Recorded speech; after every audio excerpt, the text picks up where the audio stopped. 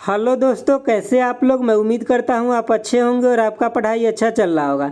चलिए आज के इस वीडियो में हम लोग बात करेंगे सीआरएम के टेस्ट नंबर 10 के बारे में। आपको इसे टेस्ट के रूप में लगाना है और आप अपना मार्क्स जरूर बताइएगा कि आपको कितना मार्क्स आया। तो चलिए देखते हैं आज का पहला क्वेश्चन क्या है। पहला क्वेश्चन है कि dash dash is an arrangement in which a company outsource some or all of its customer relation management function to an application service provider. तो इसका आंसर क्या हो जाएगा। तो इसका आंसर हो जाएगा ऑप्शन डी हो जाएगा। हम थोड़ा समझाते भी है, पहले आंसर देख लीजिए। देखिए इसका आंसर ऑप्शन डी हो जाएगा, होस्टेड सीआरएम हो जाएगा।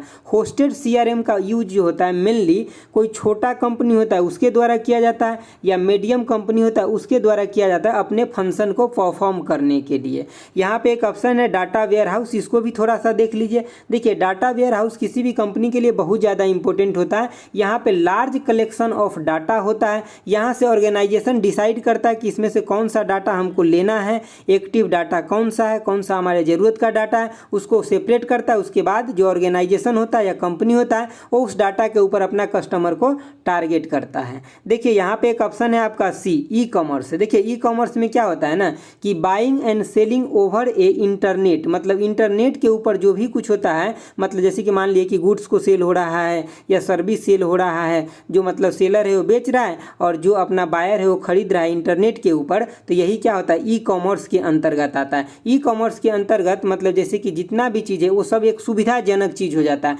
जैसे कि ये किसके लिए, तो बिजनेसमैन के लिए भी सुविधा हो जाता है, कंपनी के लिए भी सुविधा हो जाता है और जो कस्टमर है उसके लिए भी सुविधा हो जाता है। सपोज कीजिए कोई सामान अभी बेंगलोर में अवेलेबल है, तो आप उसको अगर ऑफलाइन लीजिएगा, मतलब जैसे कि अगर ऑफलाइन लाना चाहते तो बहुत पैसा आपको लग जाएगा। लेकिन वही अगर आप ई कॉमर्स के माध्यम से ऑनलाइन लेते हैं तो चीज़ें आपको बहुत मतलब जल्दी भी आ जाएगा, सस्ता भी पड़ जाएगा। तो ये सब एक वाइडर रेंज में काम करने के लिए ई कॉमर्स बहुत ज़्यादा जरूरी है किसी बिजनेस को डेवलप करने के लिए। चलिए अगला देखते हैं। देखिए आपका अगला 2 नंबर क्वेश्चन है, कह रहा है which of the following is a motivational process that should lead to customer spending money on more superior और मोर एक्सपेंसिव प्रोडक्ट और service thereby making a relationship even a more profitable.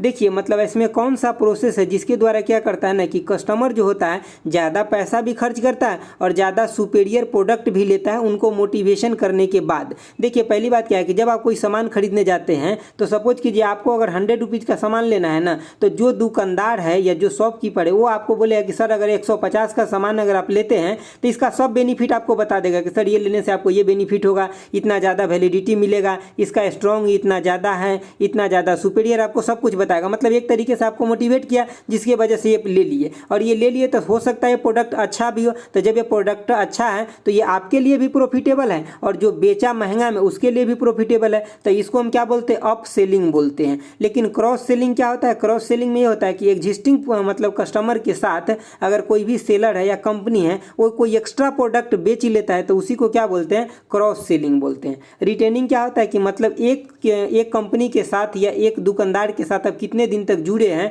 वही retaining के अंदर आता है। चलिए अगला देखते हैं। देखिए आपका अगला क्वेश्चन नंबर 3 है।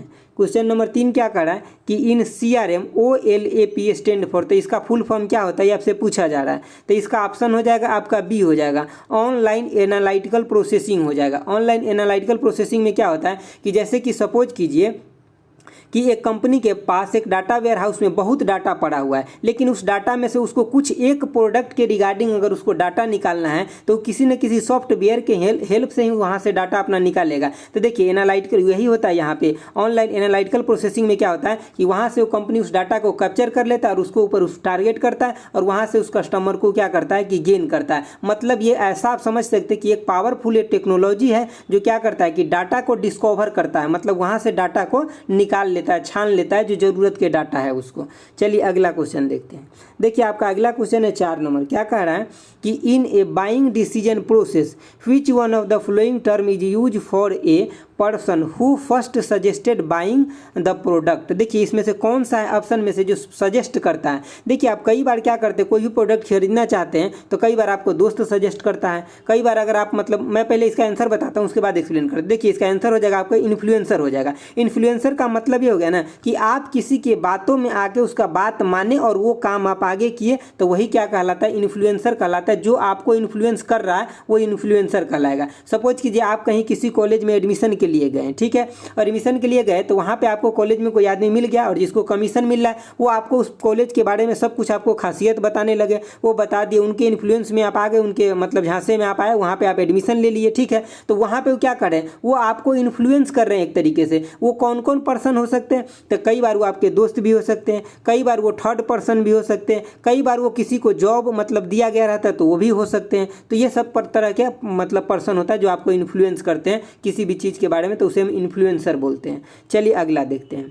देखिए आपका अगला नंबर क्वेश्चन है 5। देखिए आपका क्वेश्चन नंबर 5 क्या कह रहा है, कह रहा है dash dash can be define as a application of computer based intelligence to the communication device. तो देखिए इसका आंसर क्या हो जाएगा, इसका आंसर हो जाएगा ऑप्शन डी हो जाएगा, यानी कि कंप्यूटर टेक्नोलॉजी इंटीग्रेशन हो जाएगा। देखिए इसका वर्क क्या होता है ना कि इट इज ए टेक्नोलॉजी, मतलब ये एक टेक्नोलॉजी है that use to interact the computer with telephone. मतलब इसका यूज किया जाता है इंटरेक्ट करने के लिए, किसके साथ, तो कंप्यूटर और टेलीफोन के साथ इसका इंटरेक्ट किया जाता है। ऑप्शन आप यहाँ पे ए देख लीजिए थोड़ा सा। ऑप्शन ए क्या है कि इंटरप्राइज डाटा है। देखिए इसमें क्या होता है ना कि अगर आप यूजर हैं तो आप किसी भी ऑर्गेनाइजेशन, किसी भी कंपनी के साथ जो आप अपना डाटा शेयर करते हैं, कोई शॉपिंग करते वक्त या कोई आप रजिस्ट्रेशन करते वक्त, तो यही किस में आता है, तो किसके अंतर्गत आता है, तो इंटरप्राइज डाटा के अंतर्गत आता है। यहाँ पे देखिए डिजिटल सिग्नेचर है। देखिए डिजिटल सिग्नेचर क्या होता है ना, जितना भी डिजिटल डॉक्यूमेंट होता है उसके ऊपर डिजिटल सिग्नेचर ही होता है, और ये जो मतलब एक नॉर्मल सिग्नेचर होता है उसके कंपैरिजन में ये ज़्यादा सिक्योर होता है, और ये एक ऑथेंटिफिकेशन देता है कि मतलब इस चीज़ को हम वैलिडिटी देते हैं, मतलब डिजिटल सिग्नेचर के माध्यम से। एक तरीके का ये एक मैकेनिज्म होता है। चलिए अगला क्वेश्चन देखते हैं। देखिए आपका 6 नंबर क्वेश्चन का रहा है कि विच of the flowing buying practice consist of purchasing from minimum possible source. तो देखिए एक तो होता है कि आपका मिनिमम पॉसिबल सोर्स है और दूसरा होता है मैक्सिमम पॉसिबल सोर्स है। मिनिमम पॉसिबल सोर्स कहे ना तो जैसे कि वो कम से कम सप्लायर से अपना प्रोडक्ट खरीदता है। जैसे कि मान लिया कोई यहाँ पे कंज्यूमर है, ये अपना फिक्स कर लिया कि हम 2 या 3 सप्लायर से ही अपना प्रोडक्ट खरीद लेंगे, तो इसको हम क्या बोलते हैं कि मिनिमम सप्लायर से क्या करा है, अपना प्रोडक्ट को खरीद करके अपना सोर्सेस मिनिमम से ही रखा हुआ है, ठीक है। तो इसको हम क्या बोलते हैं, तो कंसंट्रेटेड बाइंग बोलते हैं, मतलब ऑप्शन ए हो जाएगा। और इसके अपोजिट में क्या होता है, तो ये डाइवर्सिफाइड होता है। ये देखिए ये जो ऑप्शन बी में है ना, ये होता है इसके अपोजिट में। यहाँ अब क्या होता है ना कि मैक्सिमम से maximum possible number of supplier से ये सामान अपना खरीदेगा, मतलब बाय करेगा चीज़ें को। और देखिए यहाँ पे स्पेकुलेटेड जो दिया हुआ है, इसका मतलब ये होता है कि मतलब जैसे कि कोई भी चीज़ है उसको मतलब जैसे कि एक मास प्रोडक्शन के रूप में, मतलब ज़्यादा से ज़्यादा चीज़ों को खरीदना। जैसे कि आप ऐसे देखते हैं कि जो रूटीन का सामान होता है वो आप क्या करते हैं, मास प्रोडक्शन करते हैं, मतलब हर दिन का आपका वो ज़रूरत है, ठीक है। मतलब जितना भी लेते हैं आप हर दिन या एक दिन अल्टरनेट में लेते वो लेते हैं, लेकिन आपका वो फिक्स रहता है कि हमको यहीं से लेना है, ज़्यादातर केस में रहता है, तो वो किस में आएगा, तो इसमें आएगा। लेकिन अगर हम यहाँ पे एक बात करें कि कंजर्वेटिव बाइंग का, तो इसमें क्या होता है, इंस्टेंट जो चीज़ें ज़रूरत होता है ना उसको हम इसके अंतर देखते हैं। जैसे कि आप करंट चीज़ों को जो परचेज करते हैं, जो आपका करंट नीड होता है वो इसके अंतर्गत आ जाएगा। चलिए अगला क्वेश्चन देखते हैं। देखिए आपका अगला क्वेश्चन है 7 नंबर। 7 नंबर क्वेश्चन क्या कह रहा है कि in a 360 degree view of each leads customer and account can be develop through a medium of dash in a organization. तो इसका आंसर क्या हो जाएगा, आंसर होगा आपका ऑप्शन ए हो जाएगा, यानी कि सेल्स फॉर ऑटोमेशन सॉफ्टवेयर। देखिए सेल्स फॉर ऑटोमेशन सॉफ्टवेयर एक ऐसा है देखिए इसके द्वारा 360 डिग्री का व्यू लिया जाता है। मतलब कहने का मतलब ये है ना कि कस्टमर को हर तरीके से देखा जाता है, उसके डाटा को एनालिसिस किया जाता है, मतलब उसको ज़रूरत को समझा जाता है, उसको नीड को समझा जाता है। मतलब फाइनली अगर एक शॉर्ट वर्ड में बोले तो मतलब ये एक ऑनलाइन शॉपिंग को प्रमोट करने के लिए और बिजनेस को अच्छे से ग्रो करने के लिए ये एक जरूरी सॉफ्टवेयर है, आप ऐसे समझ लीजिए। देखिए अगर ये चीज़ें ऑप्शन में नहीं रहता तो आप मतलब ये भी ले सकते थे, सेल्स फॉर ऑटोमेशन ले सकते हैं। अगर सॉफ्टवेयर नहीं भी लगा रहेगा साथ में तो आप डायरेक्ट इतना भी आंसर को मान सकते हैं, ठीक है। चलिए अगला देखिए। देखिए यहाँ पे आप 1-2 चीज़ और देख सकते हैं, जैसे कि कैंपेन मैनेजमेंट है, ये आगे क्वेश्चन है, चलिए मैं वहीं पर समझा दूंगा आपको। देखिए आपका 8 नंबर क्या है क्वेश्चन कर रहा है which one of the flowing buying practice consist of mass purchasing and reselling of the product. तो हम आपको ये बता चुके हैं पीछे, क्या बताया कि मास जो मतलब परचेजिंग होता है किस में आता है, तो ये आता है आपका ऑप्शन सी में हो जाएगा, स्पेक्युलेटिव बाइंग में हो जाएगा। इसमें क्या होता है कि मास प्रोडक्शन मतलब मास परचेजिंग होता है। और इसमें क्या होता है कंसंट्रेटेड में क्या होता है कि लिमिटेड नंबर ऑफ सोर्स से कस्टमर जो होता है वो चीज़ों को बाई करता है। और इसमें क्या होता है ऑप्शन बी में क्या होता है कि ये इसमें क्या होता है कि जितना ज़्यादा से ज़्यादा हो सके सप्लायर से मतलब अपने चीज़ों को बाय करता है। और यहाँ कंजर्वेशन मतलब कंजर्वेटिव बाइंग में क्या होता है कि जो इंस्टेंट जरूरी होता है करंट चीज़ें होता है उसको इसमें बाय किया जाता है। चलिए अगला देखिए आपका अगला क्वेश्चन है 9 नंबर क्वेश्चन क्या कर रहा है इन ए CRM SIP स्टैंड फॉर, तो इसका फुल फॉर्म क्या होगा आपको ये बताना है। तो देखिए इसका फुल फॉर्म हो जाएगा यहाँ पे ऑप्शन सी हो जाएगा, यानी कि सेशन इनिशिएटिव प्रोटोकॉल हो जाएगा। ठीक है, तो ये आपको याद रखना है ये किसके द्वारा डेवलप किया गया था, ये आप थोड़ा सा याद रख सकते हैं। तो IETF के द्वारा डेवलप किया गया था। किसके द्वारा? IETF के द्वारा इसको डेवलप किया गया था। इसका फुल फॉर्म क्या होता है? तो इसका फुल फॉर्म होता है इंटरनेट इंजीनियरिंग टास्क फोर्स होता है, ये आपको याद रखना है। चलिए अगला देखते हैं। देखिए आपका 10 नंबर क्वेश्चन क्या कर रहा है, कह रहा है which of the following aspect of customer relation management focus on automation, मतलब ऑटोमेशन पे फोकस कर रहा है। Improvement and enhancement of the business process, मतलब बिजनेस प्रोसेस को क्या करने के लिए, इंक्रीज करने के लिए, उसको इन्हांस करने के लिए, आगे बढ़ाने के लिए। तो इसका आंसर क्या हो जाएगा? तो ऑप्शन बी हो जाएगा, यानी कि ऑपरेशनल CRM। देखिए ऑपरेशनल CRM के अंदर क्या होता है ना कि इसमें सीधा सीधा कस्टमर को फोकस किया जाता है। किसको? कस्टमर को फोकस किया जाता है। कस्टमर को नीड्स को देखा जाता है, क्या जरूरत है, क्या उसका वांट्स है, मतलब इन सब चीज़ों को मतलब इंडिविजुअल लेवल पे भी कस्टमर को देखा जाता है। किसमें? तो इसमें CRM में देखा, मतलब जैसे कि ऑपरेशनल CRM में देखा जाता है। और इसमें मतलब कस्टमर को तरीके से सर्विस दिया जाता है, जैसे कि मेल के माध्यम से भी दिया जाता है, फ़ोन कॉल के माध्यम से भी दिया जाता है। तो मतलब कस्टमर का पूरा ख्याल रखा जाता है। चलिए अगला क्वेश्चन देखिए। अगला आपका 11, देखिए आपका 11 नंबर क्वेश्चन है कि dash dash are important to develop and evaluate the result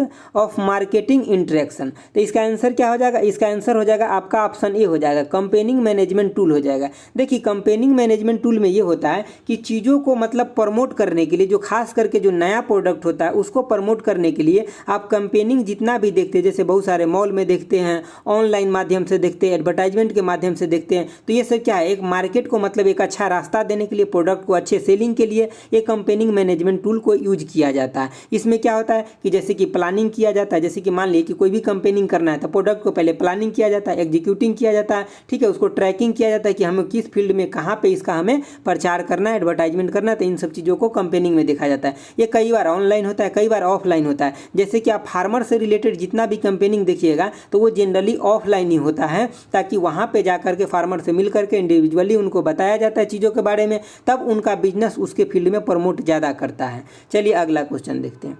देखिए आपका अगला है 12 नंबर क्वेश्चन। 12 नंबर क्वेश्चन है आपका यानी कि the difference between the total, यहाँ पे मैं आंसर पहले बता देता हूँ ताकि आपको अच्छे से समझ में आएगा। Difference between the total benefits and the total cost constitute the customer value. मतलब क्या होता है कि जैसे कि आप अगर डिफरेंस कर लेते हैं टोटल बेनिफिट का और क्या था टोटल जो आपका कॉस्ट कितना लगा, तो उसको क्या बोलिएगा आप? कस्टमर वैल्यू बोलिएगा। ठीक है, तो आज के लिए यही था दोस्तों 12 क्वेश्चन। अगर आपको अच्छा लगा है तो लाइक शेयर और सब्सक्राइब जरूर कीजिए चैनल को और जुड़े रहिए। और एक बार आप लोग प्ले लिस्ट जरूर विजिट कीजिए, बहुत कुछ हमने DFCCIL के लिए करा रखा है और सभी आपके लिए इम्पोर्टेंट है। और आप थोड़ा सा वेट कीजिए, ई बुक जितना भी अभी तक टेस्ट हो गया है ना उस सभी का ई बुक आ रहा है, आपको मिल जाएगा। रिवीजन करने में आपको बहुत मजा आएगा उससे। ठीक है, तो आज के लिए इतना ही रखते हैं। Thanks for watching. Okay bye, जय हिंद दोस्तों।